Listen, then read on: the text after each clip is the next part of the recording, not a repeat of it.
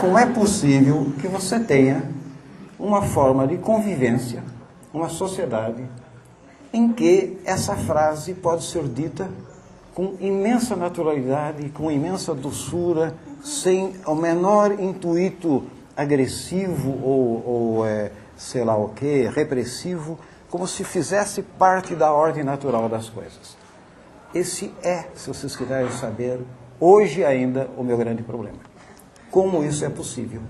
Esse é o meu problema. No fundo é esse. O resto é tudo bordar em torno, porque você não vai direto. Dificilmente você vai direto aos seus problemas, né? Daqui para frente eu vou ter tempo para isso, hein? Mas enfim. Mas, veja, retomando então, essa inserção no interesse. Eu inclusive falei do interesse nas organizações formais, etc. e tal. Eu cheguei a fazer um projetinho para a FAPESP, que na época era a Infante FAPESP. Eles pediam, pelo amor de Deus, para a gente levar projeto. Era uma época maravilhosa. Foi fácil aprovar o projeto. Só que acabou não sendo realizado. E aí não foi simplesmente por desleixo. É que mudou a ótica. Mudou a área de interesse, de concentração de interesse, deixou de ser a abominável burocracia, por uma circunstância especial, mais adiante, passou a ser a abominável comunicação de massa. E aí, de novo, entra o velho Yanni. Numa reunião lá, acho que em 65, na Sociologia, o Yanni, numa certa altura, diz: escuta, há transformações fundamentais ocorrendo na nossa sociedade. E nós não estamos incorporando isso aqui na nossa reflexão. A cultura de massa, a comunicação de massa, isso está se desenvolvendo em escala enorme e nós não estamos trabalhando isso. Precisamos de alguém que comece a trabalhar isso. Bom, como eu era novato, foi fácil descobrir esse alguém. Eu acabei tendo interesse, entrei nesse negócio. Isso acabou reforçando, sim, uma linha de preocupações que eu desconfio que é interessante, pois passou para segundo plano, mas eu desconfio que é uma área que vai voltar a interessar no período próximo. A preocupação com o fenômeno da ideologia, da constituição de processos, de sistemas ideológicos. Isso não é um tema morto, eu acredito. Claro que os temas relativos à comunicação, à cultura de massa, à indústria cultural, à sociedade informatizada, à sociedade de espetáculo, etc. e tal, estão aí com uma força imensa e creio que merecem enorme atenção. Na época, eu pessoalmente tinha a pretensão a ajudar na formação de gente que desse sequência a esse estudo. Eu não tinha a intenção de virar especialista, não, de dar sequência. Não deu para fazer isso literalmente, mas pessoas brilhantes acabaram entrando na área e aí, de alguma maneira, deu para estimular. Atualmente é uma área forte, né, de estudo, tem uma organização semelhante à ANPOX, Compos, né, que é muito forte, muito vigorosa, e a coisa anda bastante bem. Mas a coisa da ideologia, o meu palpite é que o lado soft do marxismo vai ter mais força nas próximas décadas do que o lado hard. Não estou querendo menosprezar a contribuição macro-histórica e econômica do marxismo, longe disso. Mas eu acho que o lado soft também. Porque aí eu antecipo algo que eu deveria deixar para o final em termos de desenvolvimento das questões e dos períodos. Mas que me preocupa tanto que eu já vou antecipando agora. Eu realmente tenho a impressão de algo que, dito do modo como eu vou dizer, provavelmente vai soar como totalmente trivial, sem nada de especial, uma trivialidade, mas não acho que seja tanto. Mas é o seguinte, nós temos sim que dedicar grande esforço a pensar em profundidade aquilo que difuso está presente nas ciências sociais, que ganha, sim, força ao longo desses anos todos, mas que demanda um esforço muito concentrado de condensação teórica e de avanço na capacidade de reflexão. Eu me refiro, à falta de outro termo, ao estudo das formas de experiência social. Algum de vocês pode dizer, bom, gracinha, o que mais estudam as ciências sociais? Eu quero que se concentre a atenção, sim, naquilo que diretamente diz respeito à constituição de formas de experiência no interior da sociedade. Quero que nós tenhamos condições para trabalhar com equipamento conceitual consistente e abrangente o modo como, nas condições novas do mundo, se constituem e se gerenciam, digamos assim, as subjetividades, o modo como, no final das contas, na dimensão mais micro da sociedade, efetivamente se possam encontrar as grandes tendências, as grandes forças daquilo que move a sociedade no seu conjunto. Ou seja, a minha aposta, que não é exclusiva, é óbvio, não desqualifica a aposta macro, não desqualifica os grandes trabalhos de comparativos, macrohistóricos, de globalização e mundialização, seja lá o que for, senão o Renato Ortiz, que esteve aqui ontem, volta e vai me fazer alguma pergunta atravessada, né? Mas enfim, não estou desqualificando isso, mas estou realmente, tenho muito forte impressão de que nós não temos tido condições para aprofundar o estudo dos microprocessos e que no mundo que aí se desenha isso vai ser fundamental. Isso não é eu não inventei nada. Aliás, estou convencido há um bocado de tempo que a famosa tríade clássica, pelo menos da sociologia, especialmente lá na versão uspiana, Marx, Durkheim e Weber, falta alguém. E esse alguém é mais ou menos óbvio, né? Falta símil. São 4, não são 3. Se não puser símil, a coisa fica incompleta. E para quem está anunciando esse tipo de preocupação com processos finos no interior da trama social, não é surpreendente que remeta a símil. E também não é surpreendente que eu mencione aqui, ainda que de passagem, o nome de uma referência intelectual fundamental nesses anos todos, que é a de Adorno e da teoria crítica da sociedade, que foi alimentada, claro, essa preocupação pelos estudos relativos à indústria cultural, etc. e tal, e aos meios de comunicação e à cultura. Mas Adorno é uma figura que continua, no meu entender, muito viva. Aliás, está saindo agora, esses dias, se é que não saiu, um livro dele pela Unesp, de sociologia, né? São conferências, introdução à sociologia. O título é meio... é real, é isso mesmo, é literalmente uma introdução à sociologia. Mas o que importa é que é no estilão desses grandes intelectuais europeus, são aquelas grandes palestras, né? Em que ele vai discutindo temas básicos da sociologia. Sem querer, eu citei o título de uma obra anterior, que já existe há muito tempo nas livrarias, temas básicos de sociologia, da equipe do Adorno. Mas ele merece, sim, ser relido. Longe daqueles chavões, do sujeitinho elitista, pessimista, catastrofista, que não tem nada a ver, no meu entender.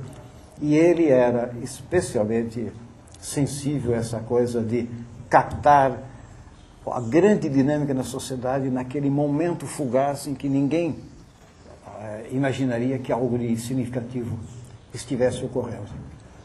A minha aposta é que no aparente insignificante é que estão escondidas as molas da atual sociedade. Sem isso, nós ficaremos perdidos às voltas com a reconstrução de processos de tal ordem, de grandeza, de tão alta escala, que nós simplesmente não saberemos depois fazer aquilo que, afinal de contas, é um dos velhos dilemas, um dos velhos desafios, melhor dito, da sociologia, que é, enfim, fazer o caminho todo, fazer o caminho inteiro entre as grandes estruturas e os seus integrantes últimos individuais. Eu não acho que a gente deva abrir mão jamais dessa, digamos, insolente pretensão, fazer o caminho inteiro. E se for para começar por algum lado, eu começaria pelo Milton, porque lá se encontra o grande. O problema é que nós não temos, creio eu, suficientemente articulado, formalizado, o modo de fazer isso. Existem muitas entradas, mas são muito dispersas, né? Agora, falta um personagem nessa história toda, né? Que é aquele que, por circunstâncias da carreira, no que diz respeito a mim, o meu nome ficou associado, que é a figura do Weber. Weber entrou por interesse, sim, aliás, desde aquela velha coisa, com organizações complexas, burocracia e tal, e se acentuou ao longo do tempo e acabou sendo trabalhado por estímulos de vários colegas e de antigos professores, porque achavam que seria o caso de usar uma facilidade puramente circunstancial, a pura e simples circunstância de ter interesse na área e ler alemão, que é uma coisa, enfim, uma conjugação, em princípio, trivial, mas para trazer um pouco uma reflexão sobre essa figura fundamental. Eu acho que há aí, há sem dúvida algo que fascinou. Eu acabei dedicando bastante esforço a essa figura. Tive a sorte enorme, isso são acidentes também, hein? Tive a sorte enorme de ver o meu nome associado ao desse grande clássico. Isso me dá uma vantagem comparativa incrível, né? Quer dizer, você ter um enorme de um cavalo, né? Dá uma vantagem espantosa. Mas, claro, o pessoal está admirando o cavalo, né? Isso não significa que o cavaleiro seja... mas você vai na carona, né? Isso que é importante. Agora, o estudo dessa figura dilacerada, escrevendo sobre um mundo também dilacerado, foi extremamente relevante, creio, né, para mim. Eu acho que ele tem muito a dizer para nós. Os seus problemas têm muito a dizer para a etapa atual, por mais que o seu tema direto, que era a da constituição do Estado Nacional como uma potência, ou seja, a questão do Estado Nacional, evidentemente não seja mais suficiente para articular toda uma reflexão social de amplo alcance. O meu argumento pessoal é que esse grande tema articula a reflexão weberiana de ponta a ponta, até nos seus mais abstratos conceitos. Mas ele, no que diz respeito já que estou falando da minha experiência pessoal, no que diz respeito a essa experiência, o que houve de interessante, de importante no certo momento foi a conjugação entre essas duas grandes correntes, Weber e a teoria crítica. E, diria eu, alimentado por ambos por um antigo interesse no marxismo, que passava, como todo mundo da minha geração passou, isso é bom lembrar também, quem se formou na USP, na área de ciências sociais, especialmente sociologia, nos anos 60, tropeçou com Lukács. Não é pensável, sobretudo a área a que eu estive mais relacionado, mais próximo, na USP, especialmente na sociologia, sem passar por História e Consciência de Classe, o grande livro de Lukács, que há tempos, já há um bom tempo, eu constato, talvez de maneira equivocada, que não tem mais nenhum fascínio para os estudantes. Nenhum fascínio. Já tentei várias vezes estimular estudantes meus a irem àquele texto. Ele não diz atualmente grande coisa. Por que não diz grande coisa? É amargo dizer, mas é verdade. O velho Merleau-Ponty, uma vez, qualificou esse livro de Lucas, História e Consciência de Classe, como esse livro alegre e vigoroso. É um livro alegre e vigoroso. Foi escrito entre 18 e 22, mais ou menos 21. Era um livro que se anunciava como a antessala da Revolução. A antessala da Revolução Proletária, da Constituição do Socialismo. Isso era absolutamente tranquilo para Lucas. É vigoroso, é alegre, porque anuncia um novo momento e tenta pensar esse novo momento. Querer que agora essa alegria e esse vigor se passe assim, direto, se transfira na leitura, sobretudo dos mais jovens, é complicado. Eu reconheço que é complicado. Pelo menos a minha experiência pessoal é que não é tão simples assim. No meu momento, isso foi um momento formador dos meus mestres, Fernando Henrique, não tanto, Florestan não tinha esse tipo de fascínio. Fernando Henrique tinha, Iane tinha, o pessoal da filosofia tinha. No meu momento foi decisivo. A questão da reificação das formas de consciência, a questão da revolução, obviamente, a questão da classe, como se caracterizam as classes e tal, as grandes tendências históricas, tudo isso foi alimentado por Lucas. Então havia um caldo de cultura ali. Eu não estou sabendo transmitir isso, mas uma coisa que eu queria pelo menos enfatizar. Não dá para menosprezar como aqueles anos eram efervescentes para quem se formava e quem começava a trabalhar. Os anos 70, entrando pelos 60, desculpa, os anos 60. Os anos 70, como eu disse, já estavam mais bloqueadinhos, mas não imagine que fosse obscuridade, obscuros sem mais. Não eram, mas eram travados. Trabalhava-se com o freio de mão puxado. No meu caso, eu vou confessar, desde logo, isso teve uma consequência terrível. Já vou contar, deixa só enfatizar que o período da minha formação foi, sim, um período, para usar a linguagem do Merleau-Ponty, vigoroso e alegre. Nós tínhamos tudo à mão e estávamos trabalhando para isso. E a tal passagem que você mencionou de maneira interessante, na imprensa foi boa também, na Folha, vários anos como estudante, trabalhando na Folha, que isso te colocava no centro do que estava acontecendo, obrigava a prestar atenção um pouco nas coisas. Isso mudou.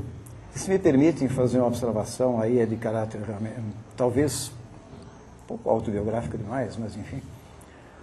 O que aconteceu nos períodos da ditadura, o que aconteceu a partir dos anos 70, apesar de coincidir com todos os trabalhos que eu fiz em áreas cada vez mais etéreas do pensamento social, foi também o período em que mais difícil era você se dedicar a qualquer reflexão que não incidisse diretamente nos problemas do dia. Eu trabalhei praticamente grande parte da vida madura, digamos, com freio de mão puxado, porque havia difuso e às vezes explícito um veto, por exemplo, à reflexão teórica, porque tem que resolver o aqui e agora. Que história é essa de ficar se preocupando com conceitos ou autores ou teorias, etc. e tal. Então, todo esse período, e se me permite mais uma observação pessoal, tudo que eu fiz que de alguma maneira faça sentido se condensou em uma década, 67 a 77. O resto foi desdobramento. Mas durante todo esse período, o ambiente era negativo. Ninguém te proibia de nada dentro da universidade. A universidade não é assim. Ninguém te proíbe. Mas você sente às vezes te falam, às vezes te cobram, que, puxa vida, afinal de contas, não precisa chegar ao extremo, é claro, de pensar como pensava uma amiga, muito querida amiga minha, que uma vez eu comentei, veja só que dia bonito hoje, e ela responde, está muito bonito sim, mas na Amazônia continuam matando índios. Então, o dia bonito era difícil de ser devidamente contemplado. E a atmosfera azul, com algumas nuvenzinhas brancas da reflexão teórica, também não era muito bem vista. Não sei quais foram as perdas. Eu sei que atrapalhou.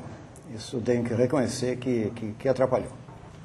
Trabalhar com a sensação de que você está, ao invés de contribuir como gostaria, de alguma maneira traindo alguma coisa que não se sabe qual seja, é um troço complicado. Então, agora nós, felizmente, estamos livres desses fantasmas todos, né? E agora, aliás, está na hora de se livrar do fantasma Kon também. Eu vou encerrar.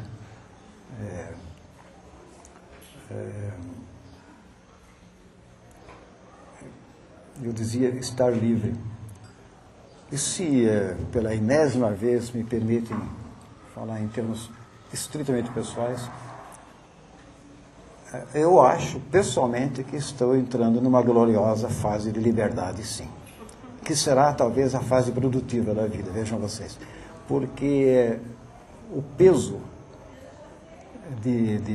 que se acumulou desses longos períodos em que a universidade foi uma coisa complicada, sim, eu tenho que reconhecer que não foi tudo rosas, em que você passa, às vezes, por circunstâncias mais estranhas de uma área para outra.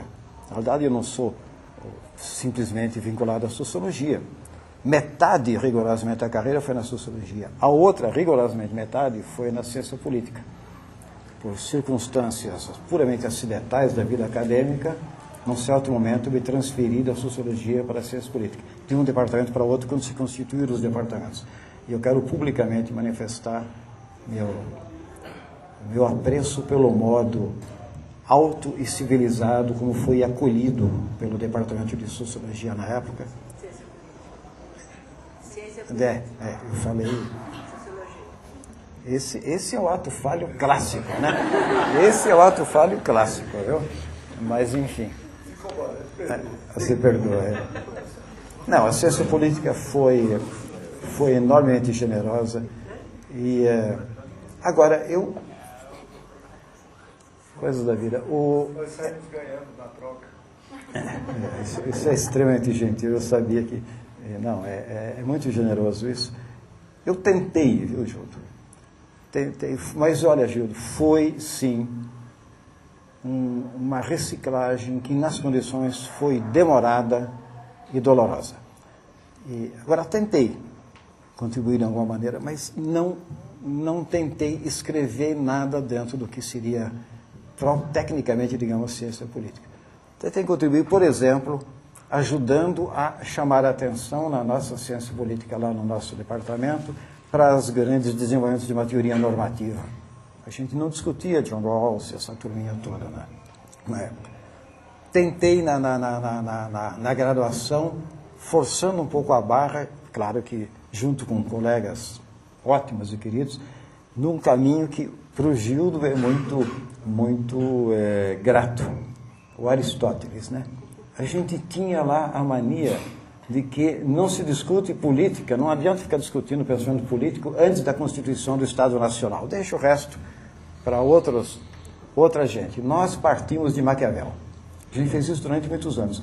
Eu acredito que não era a melhor opção. Atualmente, e aí eu também tentei dar uma força, a gente vai um pouco mais longe. Não tanto como seria de desejar, né? Mas a gente vai um pouco mais, procura mais as raízes. Mas essas mudanças, nem sempre elas são tão estimulantes como a gente imaginaria. Quer dizer, muita coisa, eu ganhei muita coisa com a reciclagem. Mas lá no fundo, com tudo que eu tenho de carinhosa gratidão, meus colegas da ciência política, lá no fundo eu às vezes me pergunto se não teria podido dar alguma coisa interessante na sociologia, se tivesse podido continuar no ritmo em que estava. O corte foi meio traumático. E não são tão iguais assim, né? A gente sabe que o trânsito é razoavelmente, não é impossível, é um trânsito razoavelmente fácil. Não é a mesma coisa do que querer sair de qualquer uma dessas para a antropologia, porque daí aí a coisa complica. A antropologia realmente criou o seu corpo próprio, de teoria, de aproximação da realidade, de temas, etc. e tal. Mas da sociologia para a ciência política não deveria ser traumático. Aí devem entrar idiosincrasias e sabe-se lá o que é. Mas ainda vão convergir, creio eu, no futuro próximo. Mas a convergência não se deu da maneira como teria sido bom para todos nós. Agora, eu ainda, só para completar, tem aquele papo meio esquisito que virou minha preocupação aí, do avanço no estudo das formas de experiência social. Isso é muito amplo e muito plástico. Ele permite trabalhar com várias áreas das ciências sociais. Talvez permita aproximações fortes e que no momento não são ainda tão nítidas. Agora, é de extrema dificuldade. Hoje, de manhã, na sua fala, naquela grande mesa sobre para onde vai o Brasil, que o Gildo coordenou, o Paulo Lourenço fez referência a um livro que deve ser fascinante, que eu nunca olhei sequer. Nunca olhei. O do Sartre, né? O Idiota da Família, sobre o Flaubert. Um monstruoso livro, não sei nem a cor da capa. Enorme. É branca, né? Enorme, que deve demandar não sei quanto tempo, mas que deve ser espantoso, como uma mina de sugestões para quem tenta pegar os micromecanismos que vão moldando, no caso, moldando não só um grande escritor, mas toda uma forma de escrita num certo momento histórico, né? O grande romance francês novecentista. Deve ser espantoso. Agora, aí, e aqui eu juro que eu encerro, aí nós nos defrontamos com aquilo que sempre me pareceu, continua aparecendo, o grande desafio das nossas ciências sociais. Nós temos um desafio forte, que é o seguinte: entre o que o Pascal chamaria de espírito de finura, de finesse, e o que ele chamaria de espírito geométrico, nós temos que cultivar ambas. Nós temos que ter a mais extrema finura para detectar as mais finas nuances das formas de conduta dos homens em sociedade. E, ao mesmo tempo, temos que ter o mais severo rigor com os nossos métodos e usar, sim, todos os instrumentos analíticos que estiverem à mão. Agora, nós vamos ter que fazer isso como? Sem nos perdermos na filigrana vazia pelo lado da finura e sem cair na armadilha que há décadas os economistas estão, eles próprios, detectando, que é se perder no delírio dos métodos mais sofisticados e fazer...